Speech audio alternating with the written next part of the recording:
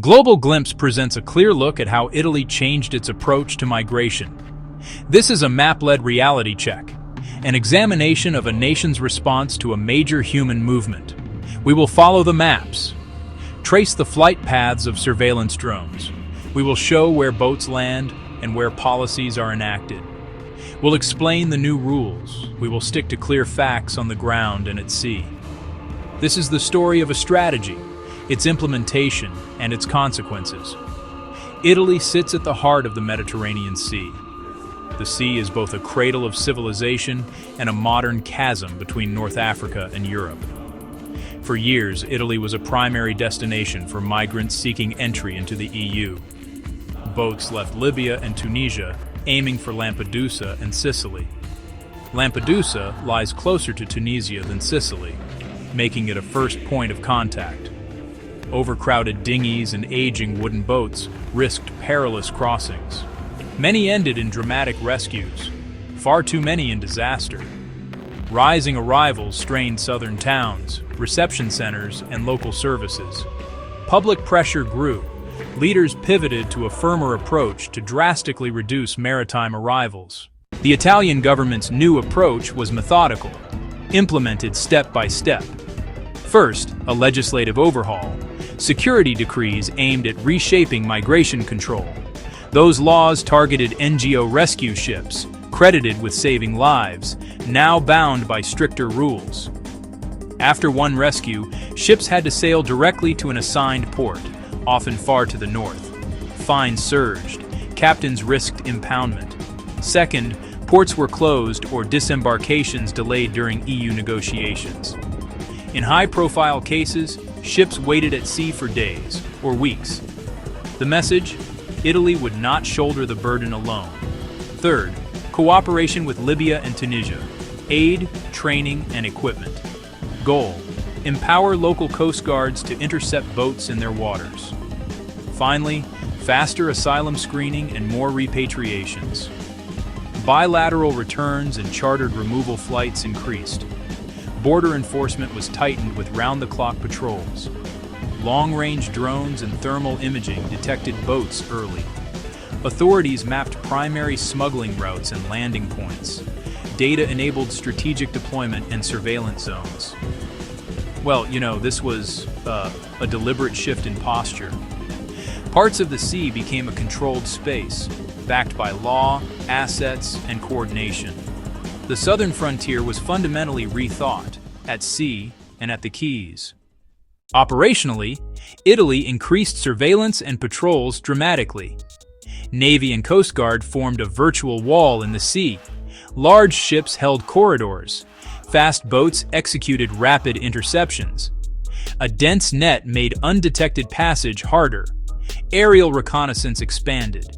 Manned flights and long-endurance drones. Sensors spotted small craft day or night. Live feeds flowed to command, vectoring boats proactively. Policing shifted from reactive to proactive. Controversy centered on actions in international waters. International law forbids return to persecution, yet Italy tested the limits. Authorities alerted the Libyan Coast Guard to boat locations. Libyan units intercepted and returned boats to North Africa. This drew intense scrutiny from the UN and human rights lawyers. On the water, assertive presence deterred crossings. A higher chance of Libyan interception disrupted smuggling models. Word spread. Some potential migrants stood down. The message: the central route would likely end in failure and return. That was the new reality at sea. Law underpinned the border strategy as much as ships did. From 2018, security decrees reshaped the legal landscape. A formal code bound NGO ships closer to state control and to avoid obstructing Libyan units. The Interior Minister could ban vessels on security grounds.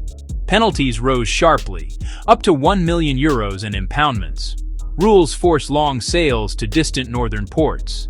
The 2017 Italy-Libya Memorandum formalized funding, equipment, and training. In exchange, Libya cracked down on irregular migration. Critics cited detention risks, abuse, torture, and exploitation. Similar agreements extended to Tunisia, Albania, and others. Laws spurred court battles, national and European. Judges at times rejected arrests and questioned port closures. On Lampedusa, the effects were most visible. The island's rhythm changed. Large NGO disembarkations became rare. More interceptions targeted smaller self-navigating boats. The hotspot, built for hundreds, often overflowed when boats slipped through. Catania, Augusta, Palermo saw fewer large rescue ship calls. Rescue ships were diverted north, easing local strain at a cost of longer voyages. Police checks intensified, disembarkations became stricter and more orderly. Rapid processing moved people inland for asylum or to pre-removal centers. The hardline strategy yielded a sharp drop in sea arrivals. Statistics bear it out clearly. Leaders hailed the decline as proof of success. Frontline pressure eased in Sicily and Lampedusa, but routes displaced to Spain and the Balkans. Numbers reacted to North African turmoil, politics, and courts. By 2023, arrivals surged again amid Tunisia's economic collapse. Enforcement worked like a dam. The pressure behind it remained. Empowering Libyan units returned thousands into abusive detention systems. UN and rights groups documented forced labor, extortion, torture, and sexual violence. Judges set precedents curbing arrests and questioning port closures.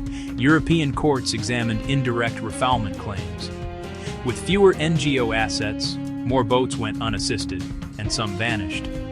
Arrival counts may obscure a higher death rate at sea. On one side, reduced arrivals, eased reception strain, stronger deterrence. Maps, drones, and real-time data became indispensable. On the other side, legal and ethical tensions, outsourced control, and human cost. A unilateral policy cannot resolve a continental flow alone. Italy's hardline approach is a stark case study in security, law, and morality. Global Glimpse has shown you the facts and the maps. The conclusions are yours.